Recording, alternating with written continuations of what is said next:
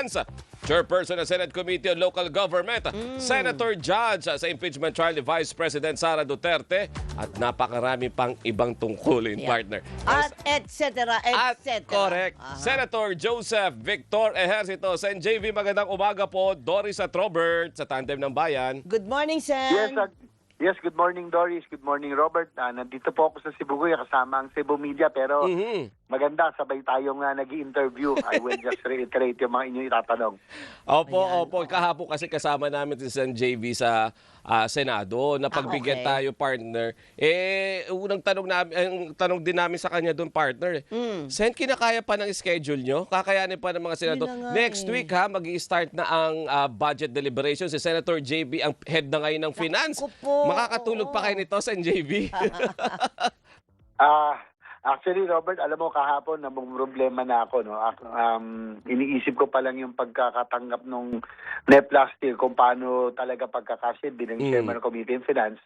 It will really be a challenge. So, kasi nga, ongoing ngayon yung impeachment trial in the morning. Tapos yan, 30-minute lang yung break namin. Nag-plenary session pa kami sa hapon hanggang gabi. Actually, to be honest with you, it's really exhausting, no? Ngayon ko lang naramdaman to sa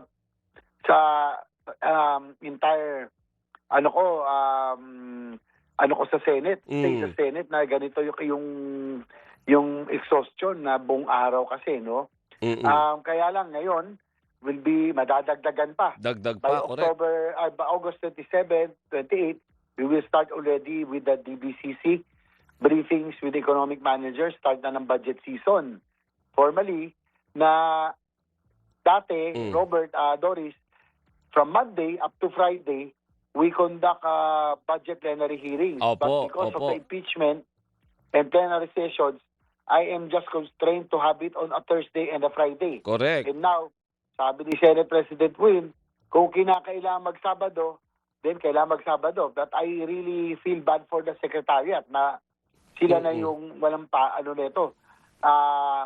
Pahinga, no? Opo. Kabi. Pero that's how it is, no? Ganyan talagang na ngayon, sitwasyon natin.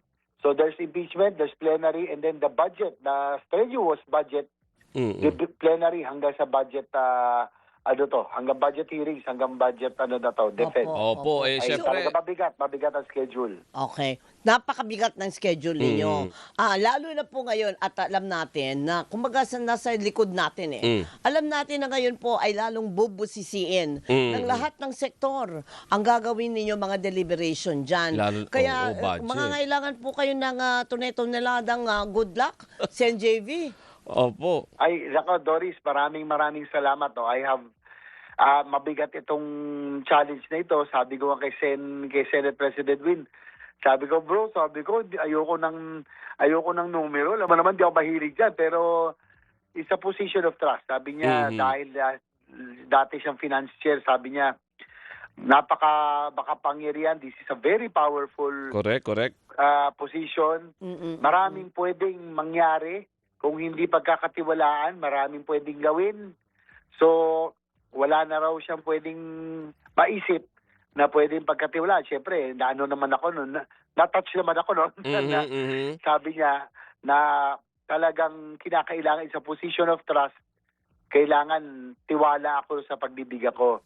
So, I was expecting na maging majority leader, which everybody was also pushing me, mga colleagues, pero dahil ngayon ay finance chair na ako, lahat din naman ay sumang-ayon. Kaya ako nagpapasalamat for the trust and confidence. I have so much to challenge now because of after the biggest flood control scandal, the biggest corruption in history, kailangan na maipabalik natin ang tiwala ng ating mga kababayan in the budget process. Opo, Senator JV, na pag-uusapan po natin yung budget process.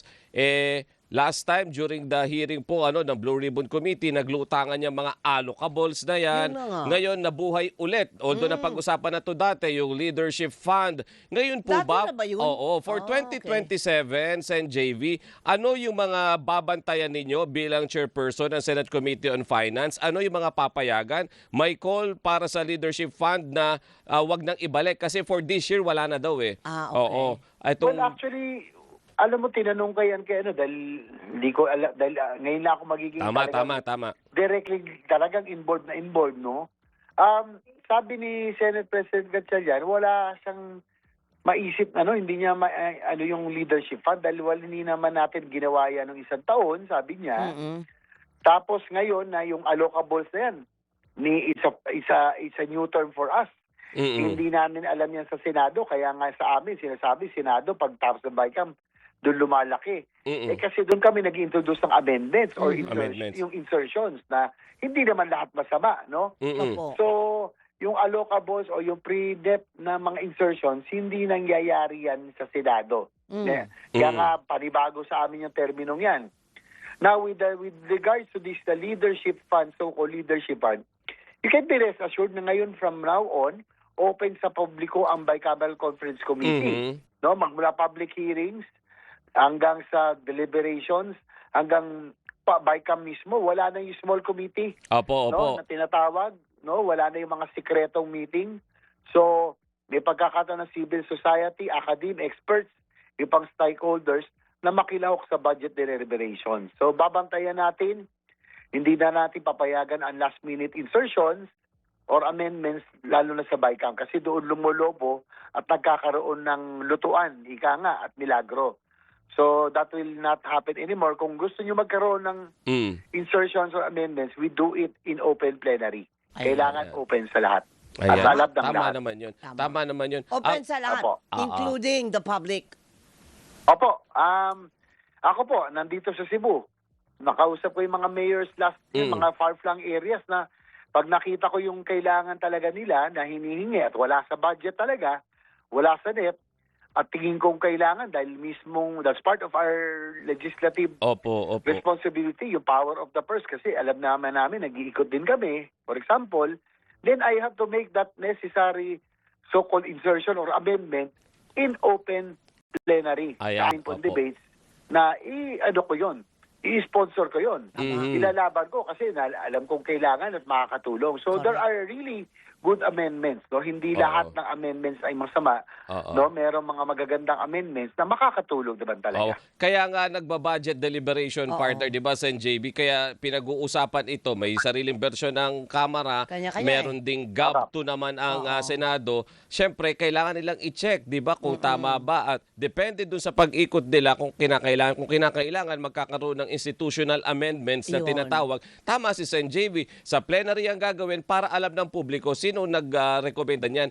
At walang mali doon dahil trabaho nila yun. Nagkakaroon ng pagkakamali ata, di ba, Sen. JB, kapag eto na, si contractor sa humingi na ng portion doon sa proyekto, pero yung simpleng pagdagdag, pag-amend ng budget para sa certain project, hindi siya mali. Hindi siya mali. At hindi sa lahat ng pagkakataon ay mali. Imagine mo yung partner. Halimbawa, taga-barangay A ka, sabi mo kay Sen. JV, 10 taon na po kami lubog dito, wala pong dilalagay na budget. Nakita ni Senator JV na oo nga naman, mababudgetan niya ng pang-flood control yan. Walang mali doon. Walang mali at dapat walang mali siya. Kung yung ang tinutumbok naman ay legal at talagang kinakailangan ng tao, bakit hindi? Pero pag may percentage, ay nako, si Kong. mali! Wag na natin pong pansinin si Kong. The bad one po yan. Sen. JV, maraming salamat po sa inyong Sen, oras. thank you. Mahaba-haba pa yung gagawin natin dyan sa Senado, pero just the same. Marami pa tayong pagkakwento, lalo na si reformang mga gagawin natin sa budget hearing. Saka we need to strike a balance this time. Exactly. Dahil sumobra naman ang higpit last year dahil sa nangyaring flood control. Ang nangyari naman, bumagal naman takbo ng ekonomiya dahil yung public spending bumagal from 5% GDP, we're down to 2%. So, maraming hirap. So, we need to strike a balance this time. We can discuss this siguro on another another Promise time. mo yan, Sen, Yung kung gusto natin gawing balanse para naman subigla at makabawi din ang ekonomiya natin. Very good. Sige, Sen, maraming salamat po at mag-iingat po sa pag-ikot. Maraming salamat. Salamat po si Senator JV Ejercito, Chairperson ng Senate Finance Committee at Chairperson ng Senate Committee on Local Government. Bago lang tayo magbabay, partner. The good one.